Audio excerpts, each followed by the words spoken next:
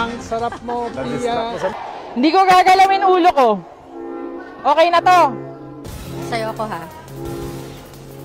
Sa investigasyon ng Senate Blue Ribbon Subcommittee. Nakita natin yung pagdagsari ng mga ng mga tao. Walang kasinungalingan. Serbisyong totoo lamang. At dahil hindi natutulog ang balita.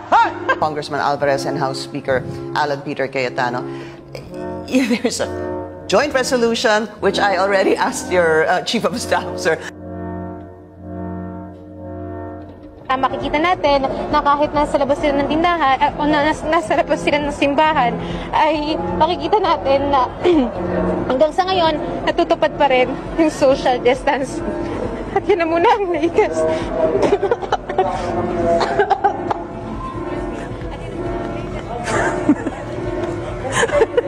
Maraming salamat.